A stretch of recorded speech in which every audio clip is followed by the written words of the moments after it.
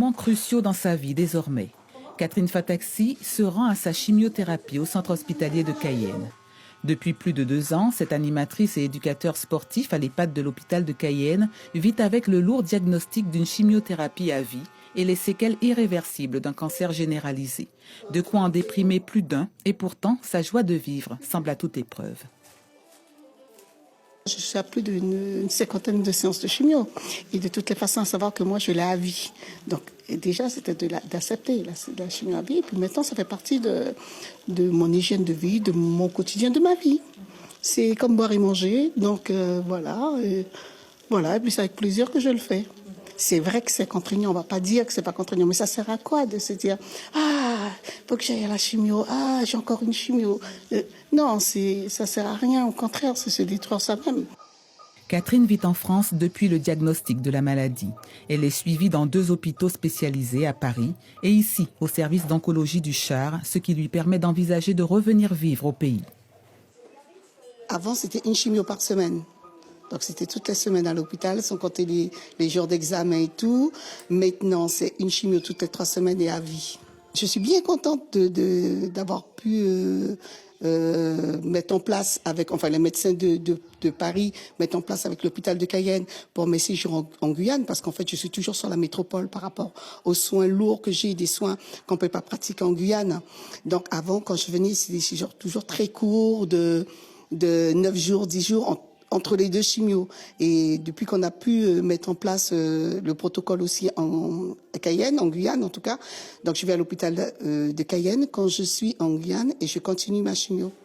Cette détermination peu commune dans de telles circonstances force l'admiration, y compris dans le corps médical. Cet état d'esprit plutôt positif vis-à-vis de la maladie est important, dans la capacité possible de l'avoir. Tout dépend de l'état de la maladie et de comment le traitement est supporté. Bien sûr que c'est plus facile. C'est plus facile ne serait-ce que parce qu'on peut échanger, pas que médicalement, mais ça dépend des caractères des gens. Hein. On a envie d'échanger, mais on peut le faire avec tout le monde, ça. On peut parler avec les gens, on peut discuter d'autres choses que de la maladie. Discuter d'autres choses, des fois, c'est quand même important pour les gens. Ouais, alors, en l'occurrence, c'est du sport. Le sport qui rythme chaque nouvelle journée. Chiante mais très attachante comme l'annonce son débardeur, Catherine exige beaucoup de la vie et d'abord d'elle-même. Ça peut être l'air facile quand on me voit, mais comme je dis, il faut aller chercher à travers la musique. Et les cris ne sont pas anodins. Les cris qui sortent de l'intérieur, ça donne une énergie. C'est comme si c'était un boost pour permettre d'aller plus loin. Mais au-delà de tout ça, je voudrais dire que le sport, c'est très, très, très important, surtout pour les personnes qui sont en chimiothérapie ou qui ont eu des pathologies lourdes. Pourquoi? Parce que, par exemple, la chimio, on sait qu'elle est très toxique et qu'elle épuise aussi beaucoup le cœur. Et à travers une activité d'endurance, ça veut pas dire faire vite, faire fort, mais faire au moins une demi-heure chaque jour, quotidiennement, ou disons même, allez, on va dire 3 fois par semaine pour les personnes... Voilà, ça permet d'avoir une bonne activité cardiaque. Et on le voit tout de suite, et une bonne récupération. Au-delà de l'activité cardiaque, on sait que la chimio, c'est toxique et ça mange les articulations, ça mange les tissus, ça mange les tendons, les muscles. Et donc, le moindre effort, on fatigue vite. Donc, c'est pourquoi, et pour contrebalancer, pour lutter contre ça, il faut vraiment faire de l'activité. Mais le message que je voudrais faire passer aux personnes...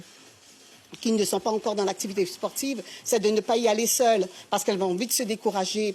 Autre moment essentiel, bien que douloureux, de son traitement, les séances de kinésithérapie, 3 à 4 fois par semaine. Et parmi les piliers du bien-être de Catherine, son entourage, sa famille, ses connaissances, ses amis, la spiritualité et l'orchestre dont elle est la présidente, le groupe de compas Compassion Plus, qui comble son amour de la musique et du compas.